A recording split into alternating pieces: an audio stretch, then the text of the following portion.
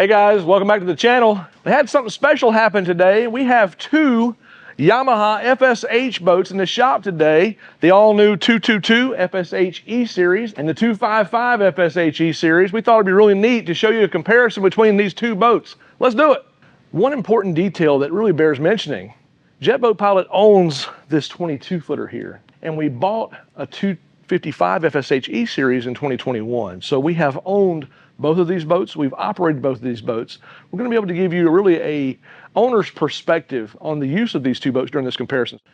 To make this video as easy to follow along for you as possible, we're going to break this video up into 4 different categories. The first is going to be dimensions, followed by capacity, then fishability, and then powertrain. We'll start first with dimensions. Starting off with the all-new 22-foot FSH, has a 22-foot long length, 8'6" beam. We have a 19-inch draft. The bridge height clearance in the water is going to be 9'2", and on the trailer, you're going to be right at 11 feet, just a little shy of 11 feet on trailer. On the 25 FSH, you have an overall length of 24 feet 6 inches. You have a beam of 8 feet 6 inches. You have a 22-inch draft, a 9'2" bridge height clearance, and on the trailer, like the 22, just under 11 feet to get you in those garage doors. Let's talk about head clearance for a minute here, some of you taller guys. As you come into the 25-footer, notice as I stand on the swim platform, I'm kind of up. As I step down into the cockpit, notice how the rocket launchers are kind of ahead of this elevated platform here. So as I get down inside here, I've got about a 6'2" clearance. On the 22-footer, we've got the back edge of the tower with the rocket launchers, and notice how they're directly in line with this elevated platform, which means I am right here at head height, banging my head on the bottom of these rocket launchers here. This is going to come in right at 5'6". So if you're looking for head clearance, you definitely get a lot more clearance on the 25. Also, let's talk about weight. The 25-footer is going to measure in dry weight at about 4,800 pounds, whereas the 22-footer is going to measure in right at 3,700 pounds. And that translates big time into comfort when you're out in rough water, rough seas. If you're going offshore, obviously the more weight you have, the better the ride's going to be. In this segment, let's talk about capacity. That's going to include seating capacity, storage capacity, head closet capacity, and fuel capacity. On the 222 FSH, it's rated for 10 passengers. Now, I want to say 10 passengers is going to be a little tight, especially if they're all adults, but we do have seating for 10. Up here in the bow, I'm 6 foot tall, my legs are all stretched out, lots of room. So we have 2 seats here. We've got 2 more seats here right in front of the helm. 1, 2, so that's 4. Going to have 2 seats here at the helm, so that's 6. We have 2 more seats here for the starboard side, that makes 8. Now it bears mentioning, 2 more of those seats we didn't count for in that 10 number would be included in the bow section. So you could have 2 seated here and 2 seated here. Again, a little bit of a crowd for 10, but it's rated for 10. On the 25-footer, we've got about the same amount of leg room here. Again, 6 foot tall, my feet are not touching the end, but there's a little bump out right here in the front that kind of allows for longer legs. Seating 1, 2, 3, 4. 2 more seats here, so you'd have 5 and 6 here. We have 7 and 8 here. Love these fold-up bolsters. We'll talk about that later. 9, 10, 11, and 12. And again, it's rated for 12. It's going to be a crowd at 12. So if you got adults and children, maybe you're okay. 12 adults, I don't know if I'd do that. But what I've seen for these boats, comfortably, 8, 9 people, adults on this boat. This boat over here, realistically 7. Let's talk about storage capacity. We're on the 222 now. You have 542 gallons of storage capacity versus next door, a whopping 543 gallons. You get a whole extra gallon. But let's look and see how that's laid out, because it is actually very important to see how much more utility you get with the 25 as compared to the 22. 22, we have the standard swim platform area, clean out hatch area. You can store wet things, towels, ropes, etc. We have a live well, which is a pretty good sized live well here in the back. A lot of times people are using this as a storage locker for dock lines and t-shirts and towels and other things. It is a dry space when it's not being used as a live well. So while the 25-footer has this really nice big storage locker here, Underneath the seat cushions is really more like access to mechanical. There's not really any useful storage there. However, on the 22-footer, nice addition this year, we have storage underneath this port side jump seat. Getting inside in this back area here, a little storage here in this glove box. There's a pocket here. I would have liked to have seen a lockable glove box up top here, but we don't have that on either boat.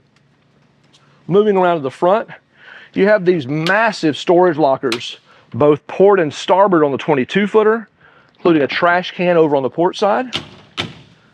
We have large storage up underneath this front cushion. That's going to pass through, so all of your storage from here passes through. If you got longer items, a surfboard or whatever, you can stow it there.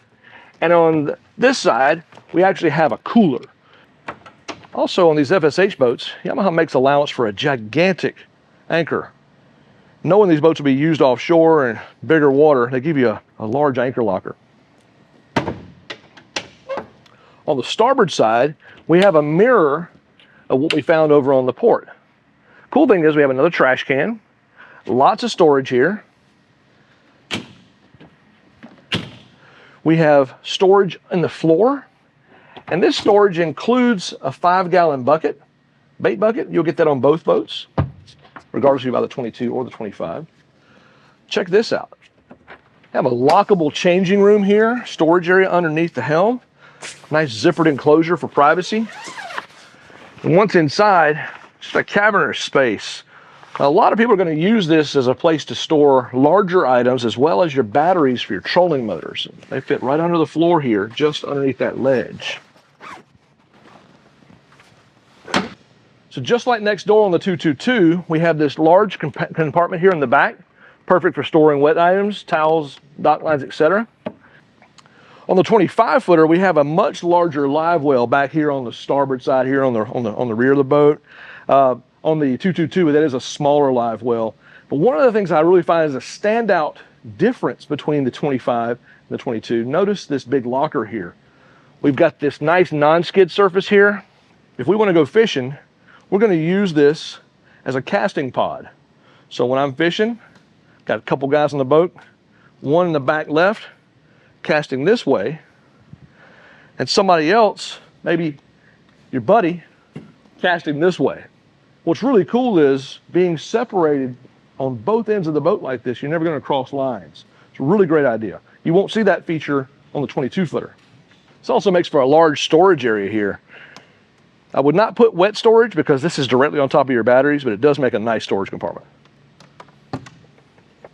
Inside the cockpit, similar situation to the 22-footer, really no storage to speak of here. I would like to see some baskets for those storage areas underneath the seat cushions here. Right now, it's just really access to mechanical.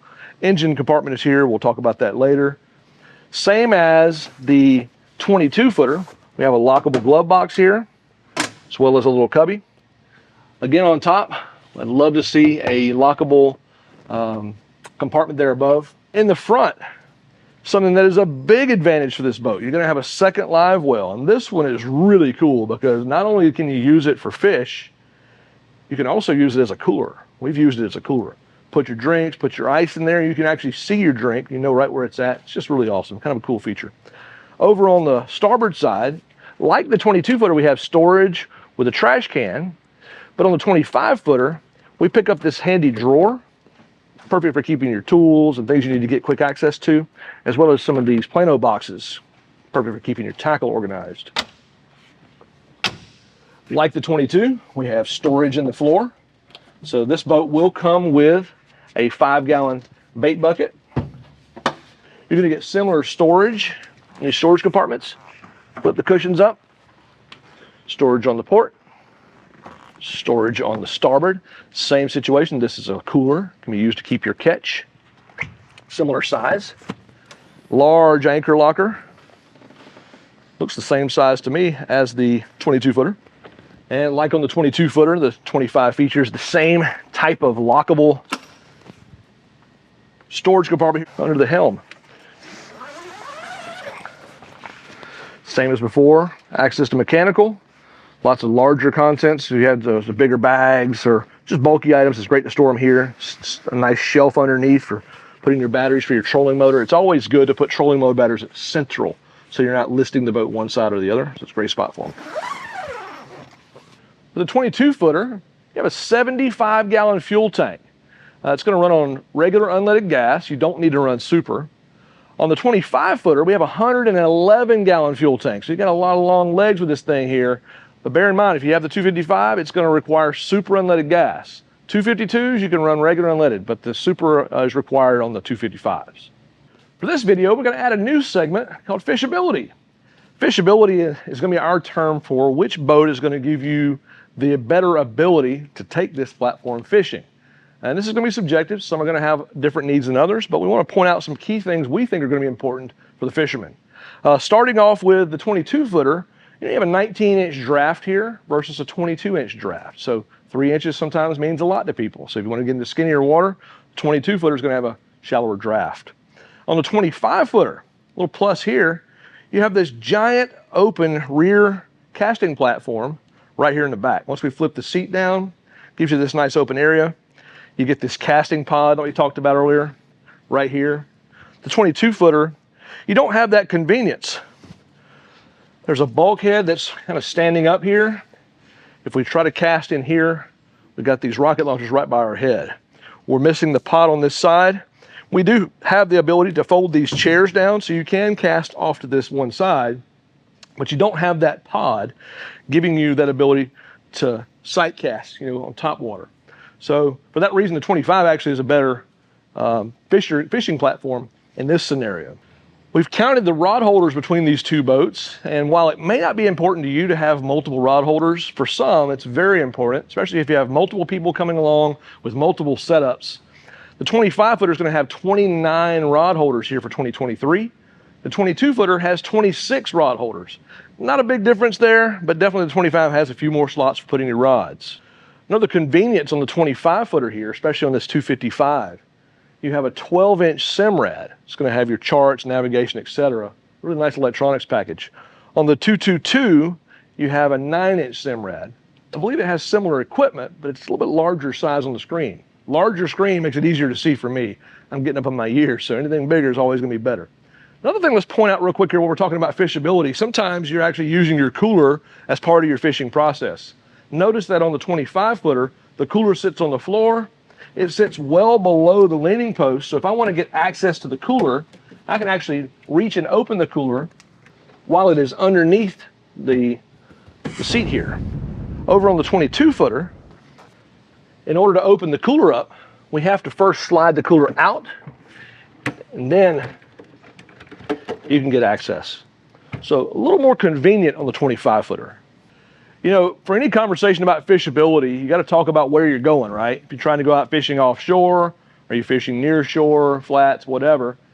We do not have tech data here to show us the range between the 255 with the supercharged engines and the 222 with the naturally aspirated engines. But I can tell you with a 75-gallon fuel tank compared to a 111-gallon fuel tank, last year we ran from Panama City to Destin for our gathering. And we found that with the 255, we were able to run out and back, and we still had a half a tank of gas left over, running average speeds, probably in around the 40-mile-an-hour range. With the 222 this year, doing the same trip, we found that when we got back, we were sitting probably more like about a quarter of a tank to a third of a tank left over. So if you're going to be going longer distances, if you're going to be traveling a bit offshore, the 25-footer is definitely going to give you an edge there. Also, too, because the boat is 3 feet longer, 2.5, and also because it has 1,000 pounds more weight on it, you are going to get a better ride. So if you're going to try to get out in the big stuff, definitely there's no replacement for displacement. The 25 is definitely the more fishable of the two. Although this next feature here is not necessarily linked to fishing, it is important to talk about. On the 255, if you look back here, inside this compartment you have a water fill. This is going to be for you to fill an interior tank with fresh water. Over on the starboard side, you have two connection points. You have a raw water connection point and you have a freshwater connection point that's connected to a pump, an electric pump, that's going to let you pump either fresh water or raw water, if you're in salt water, through this hose. That's great for rinsing down decks after you've gotten a catch on board and you've got kind of blood everywhere. But if you also got some salt water on your skin and you're trying to rinse off after you've been out, just get the salt off you, that fresh water is nice. The 22-footer, We have the raw water and we have the electric pump, but you don't get that freshwater tank. So nice little plus there for the 25. On the 22 footer, we have a large live well. It is aerated, holds 26 gallons. Aeration feature is really great because when you switch it on, basically you can circulate water through the system. So your fish inside this tank are always going to be nice and lively, keeping that oxygen level high. On the 25 footer, a 30-gallon live well, once again aerated, same as the 22. The really cool thing about the 25, I don't have a spec on this, but I gotta believe it's at least 30 gallons plus. Large aerated live well here in the front. This big nice window. I've never seen this before on another boat. This is one of the standout features on the 25. Just being able to see inside this live well, see your bait, it's really cool. Still on fishability, let's talk about the 22 footer. Up in the bow, we have this giant open fishing platform with our fishing platform installed. This table doubles as a casting platform, comes with the boat on these 222 models. And I have got full beam castability both sides. I don't have to worry about stepping down a level. It's all nice right here, easy to do. I also have the ability to stand up on top of the anchor locker, this big nice pad that comes with the boat, cast from the front. Have 2 casting pods, port and starboard here. So this is really great for sight casting, both sides. On the 25 footer, the boat does come with the casting platform, making the same kind of beam to beam casting scenario. We get the nice casting spot here in the front. Get a nice pod over here on the side. We lose this pod over on the port side. We pick it up in the stern area, but we lose it over here in the bow. So just for comparison's sake. And one more thing, this is kind of where you get this extra little creature comfort here for the 255. This great drawer here and Plano box storage, all these little cool additional touches for making fishing more convenient. So let's talk horsepower. On the 255 models, you're going to have twin 250 horse SVHO engines. So these are supercharged, 4-cylinder, 4 strokes, a total of 500 horsepower. Top speed that we saw with our boat, probably 55 mile an hour, 54 mile an hour, just after it broken in for a while. It is going to require super inletted gas, so bear that in mind. If you buy a 252, it's going to come with your standard 1.8 liters, so twin 180 horse, total of 360 horse. Just burn regular old unleaded gas on that boat. On the 22 footer, notice we have the twin high output 1.8 liter engines, total of 360 horsepower. What's really great is this year, for 2022, we have the 1.8 liter engines. Previous generation 21 foot FSH, they were limited to the TR1 engines. That's 115 horse times 2, 230 horse. So a big upgrade to 360 horsepower here for this 22 footer. Not quite as much as Big Brother next door there, but this boat definitely puts out. Top speed we've seen so far, up around 47 miles an hour. I think after break-in, we're probably going to see near 50. All right, and a little bonus content for you here. We didn't talk about this in the beginning, but let's talk about creature comforts. You know, one of the things I really love about modern Yamaha boats, they've actually included these really great kind of under the swim platform mount brackets to attach these swim up seats. So when you're in the water and you're chilling out at your favorite sandbar, just like going to some of those resorts you see, those all-inclusive resorts where they got the swim up bar, you can kind of hang out with your friends. This makes a really great spot to chill out, hang out, and nobody else has got this feature. So both of these boats come equipped with those kind of receptacles. You do have to buy the hardware. It's going to run you probably about $1,000, but it's so worth it. When you're hanging out in the water, and let's say you don't want to sit, but you just want to hang out, there's a spot for your phone, spot for a couple of drink holders here. Super, super, super cool. All right, let's talk about a couple more creature comforts here while we're back here. We have these really great table mounts right here in the back. If I want to do some bait prep, got a nice spot here, bait prep, lunch, hanging out. You can also reposition this table in the bow.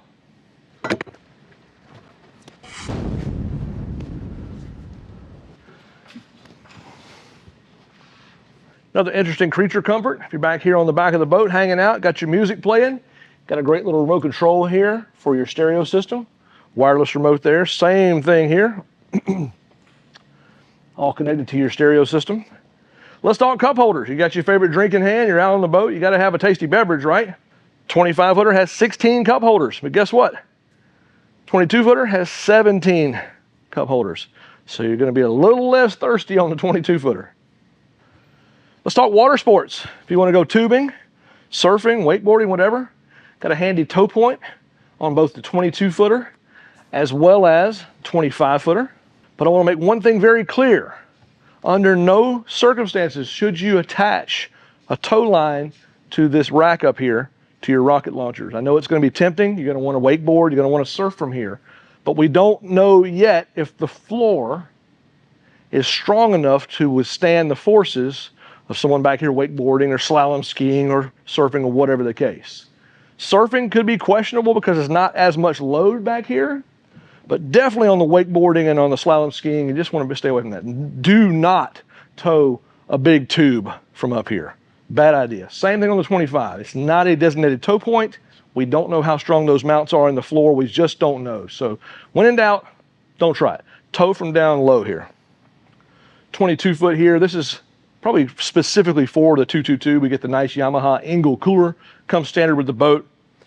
On the 25-footer, get the same nice Engel cooler. Comes standard. And while I'm standing here, something that's a really cool creature comfort that you will not get on the 22-footer, check this out. We pull this seat back off, lay this Velcro down flat. Same thing over here. Lay this Velcro down flat.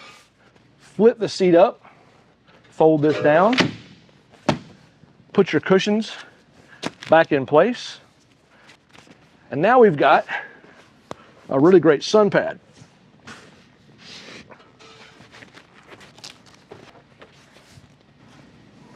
All right, let's talk about the leaning post.